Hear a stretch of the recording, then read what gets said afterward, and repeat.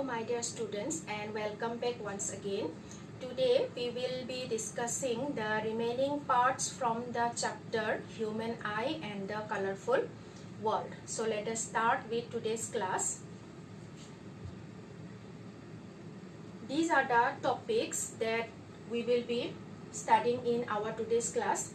The first topic will be refraction of white light in a prism, then dispersion of white light by a glass prism, formation of rainbow, atmospheric refraction, twinkling of the stars, advanced sunrise and delayed sunset, scattering of light, Tyndall effect, why is the color of the clear sky blue, and last topic will be color of the sun at sunrise and the sunset. So these are the topics that we will be discussing in our today's class. So let us discuss one by one. We had finished the human eye and the defects of the vision part in our last two classes. So today we will be discussing about the colorful world. In the colorful world, we have the rainbows, the color of the sun, and during the sunrise and the sunset, the color of the clear blue sky. All this we will be discussing in our today's class. Now before that, first we should be clear with the refraction of the light through a prism. So for this you need to do an experiment, that is with the help of a glass prism.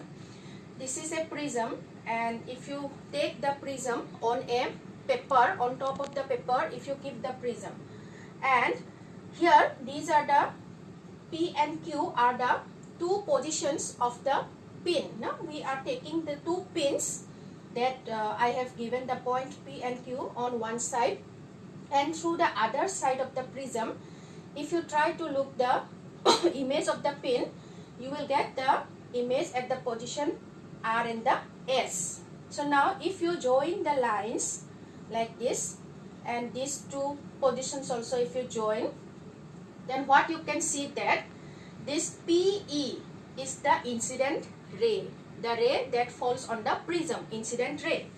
Then EF is the refracted ray. We know refraction takes place when the medium changes. So here this is the refracted ray. Then the ray that comes out from the prism is the emergent ray. That means FS is the emergent ray. And this A is the angle of the prism. Now here what do we get? We get, this is the normal, N dash and this M dash are the normal. That means the perpendicular that we draw at the point. So this is a lighter medium, air, and this is the glass medium. That means denser. So when the light will enter from the lighter medium to the denser medium, the ray of the light will tend towards the normal. So here we get the angle of the refraction. This is angle of the incident, this is angle of the refraction. And again from the prism, now the light goes out from the prism. That means here we are getting the angle of the emergence. Now what happens? The ray of the light, since it now comes from the denser medium to the lighter medium, the ray of the light will move away from the normal now. Okay, so as a result we get here the angle of the emergence. Now if you produce these lines, the incident ray as well as the emergent ray, they intersect each other at the point here G. No? So here you will get the angle of deviation. That means from this point the ray deviates and it comes out as the emergent ray. So this is the reflection of the light through a glass prism. Now dispersion of the white light by a glass prism. We have to do again another experiment. Okay, for this experiment what you have to do, you have to take a hard cardboard, and in the cardboard make a hole in the middle and allow the sunlight or any source of light to pass through that hole. Now what white light means what? It is any source of light which has got 7 colors. take the example of the sunlight. The sunlight is a white light because it has got 7 different colors in it. So any source of light which has the 7 colors in it is called a white light. So in that, through that hole, allow the sunlight to fall. Then what will happen? You will get a narrow beam of light coming out from that through that hole of the cardboard. Now allow that beam of light to fall on a glass prism. When that narrow beam of light will fall on that, this is the narrow beam of light falling on the glass prism, you will see that this narrow light will now split into different colors, and that colors will fall on another screen that we hold on the other side of the prism. That means dispersion of the white light will be taking place. The prism will split the white light into different colors according to the wavelength. The colors has got different wavelength, so according to that wavelength it will be splitting up. Now see here, this is the V. V means the violet color, then this is the R, red. So the sequence of the colors are, I think you already know, it's VIBGYOR. VIBGYOR means the violet, indigo, blue, green, yellow, orange, and then red. Okay.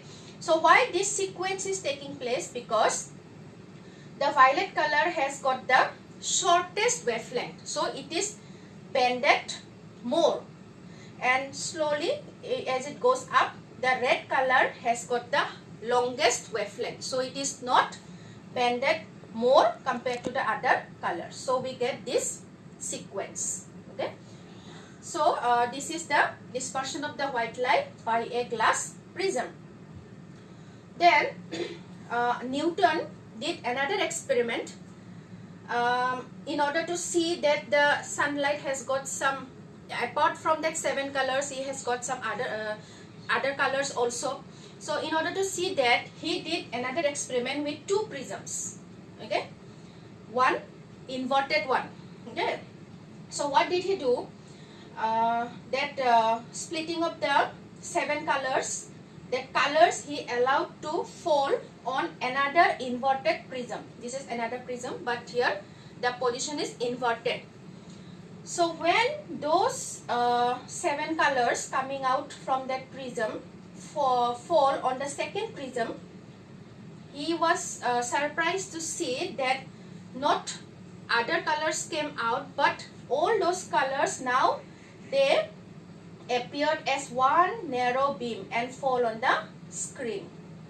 That means those 7 colors again they appeared as one narrow beam of light and one white light, and that fall on the screen.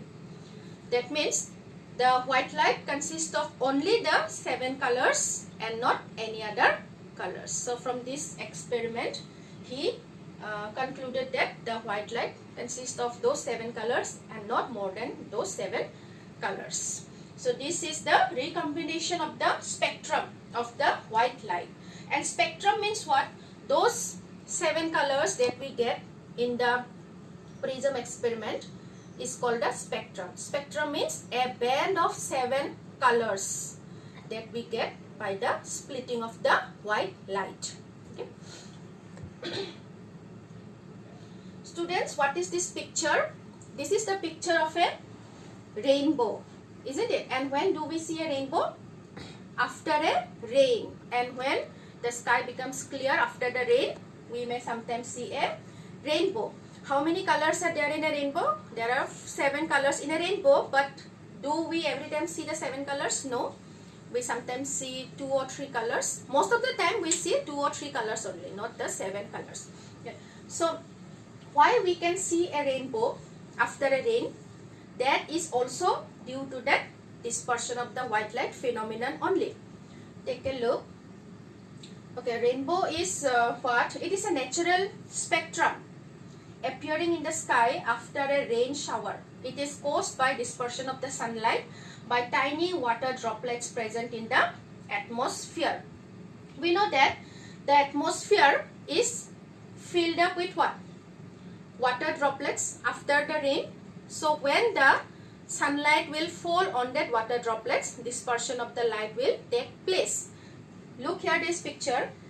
Suppose this is a raindrop and sunlight is falling on the raindrop.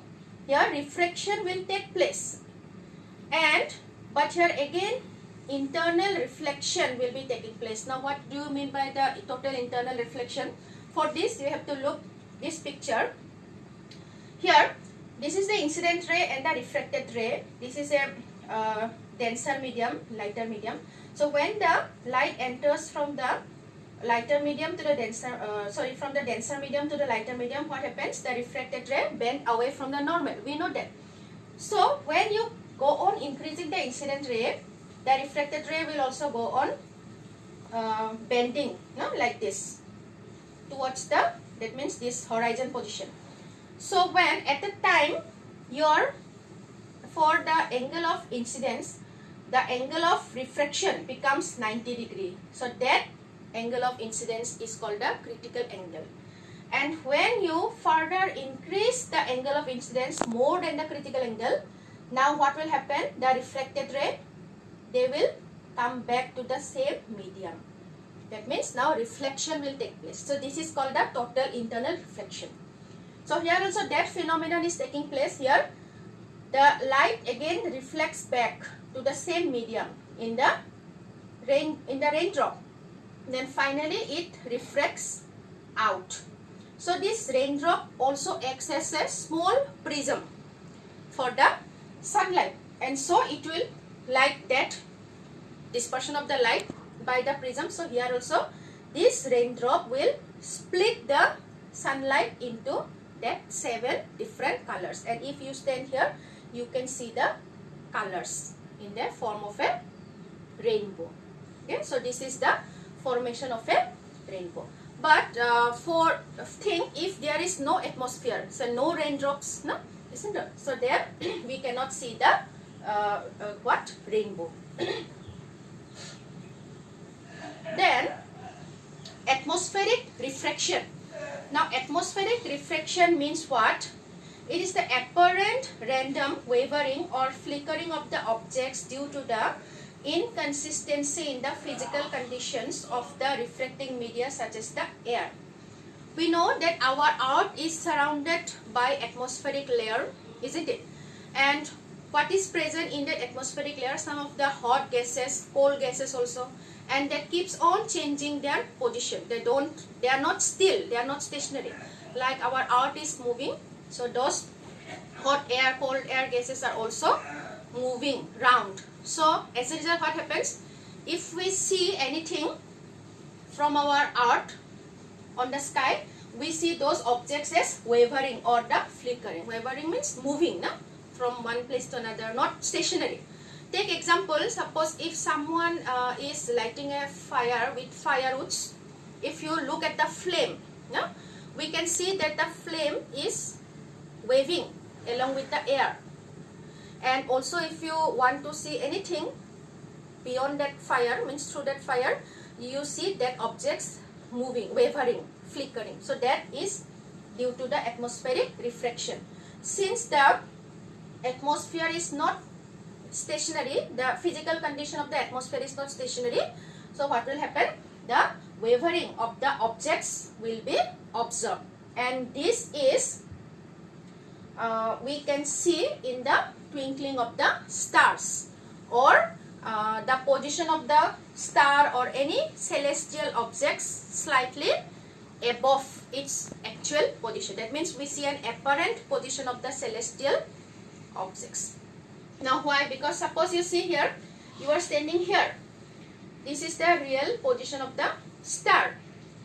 When the light from the star will come towards our earth, when it crosses the atmospheric layer, we know that the refractive index of our atmosphere is not constant, keeps on changing. Sometimes it's high, sometimes low.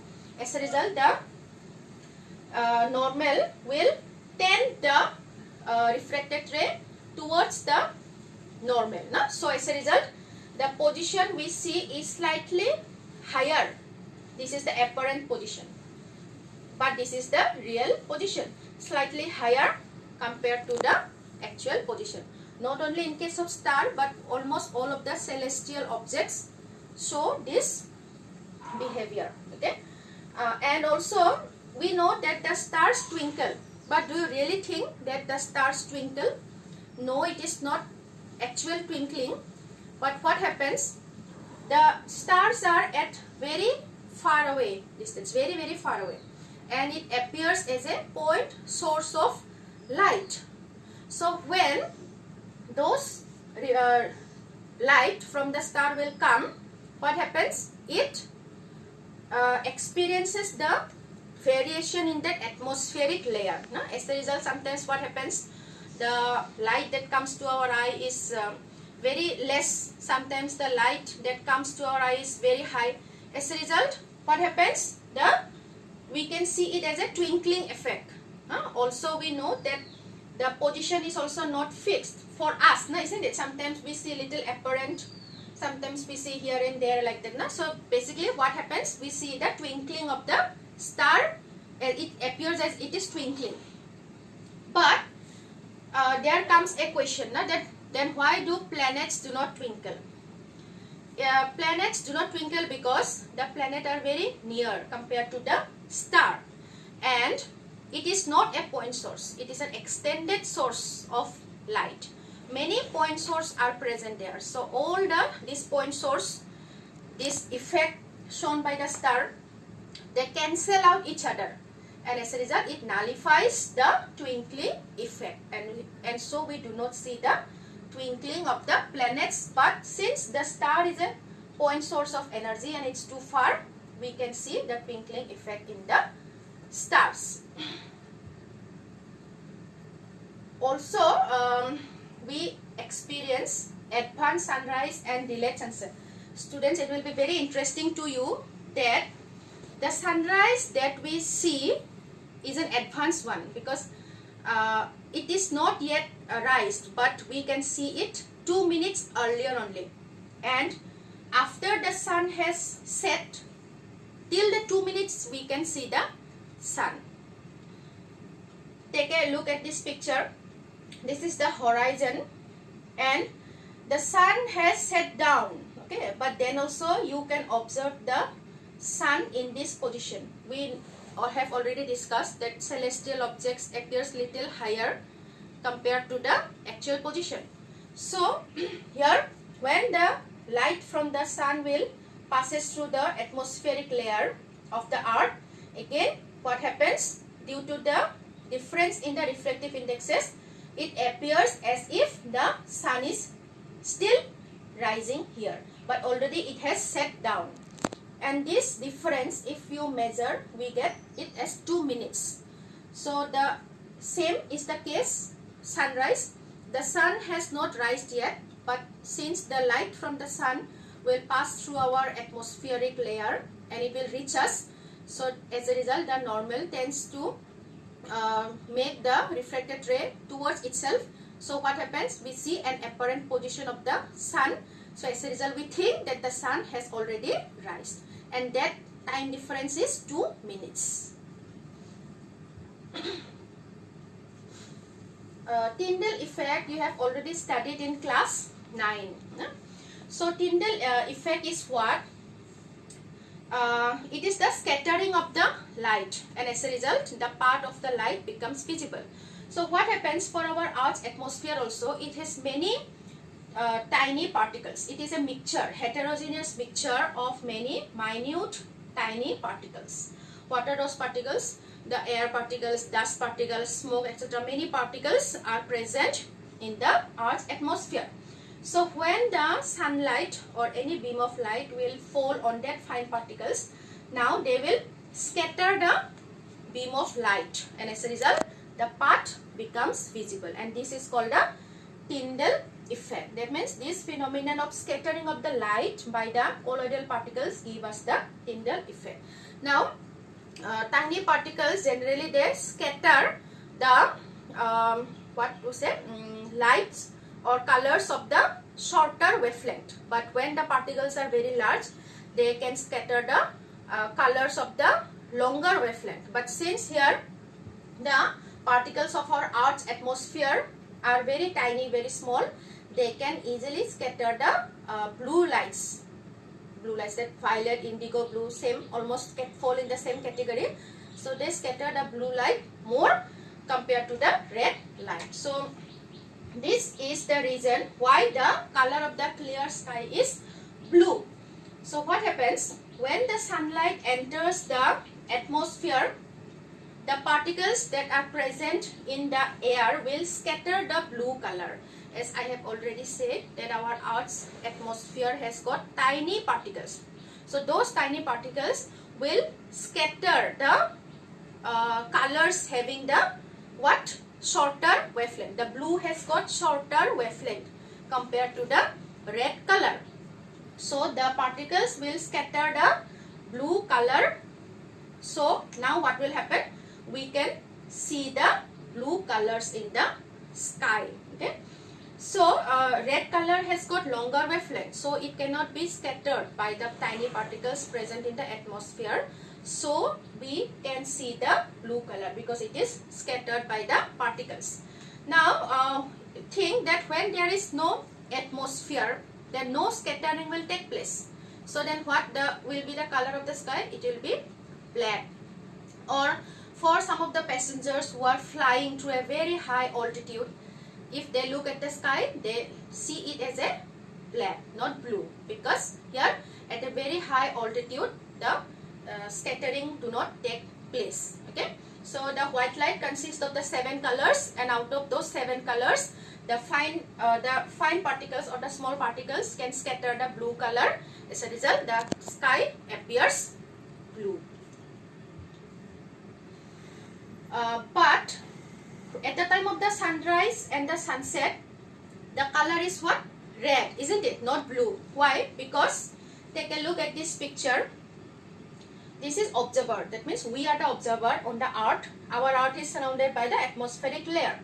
At the time of sunset or the sunrise, where is the sun? Near the horizon. And when the sun during the daytime, it reaches overhead, on top. So what happens? When the sun is near the horizon, what happens? They have to travel a large distance of the thick layers of the atmosphere.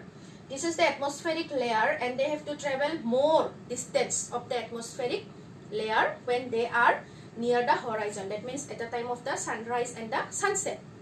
And when the sun is at the overhead during the daytime, they have to travel less distance of the atmospheric layer.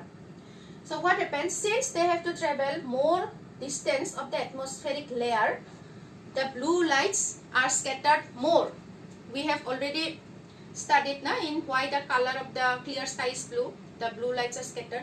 So here, when the atmospheric layer is more, the scattering of the blue light is more. So what is left?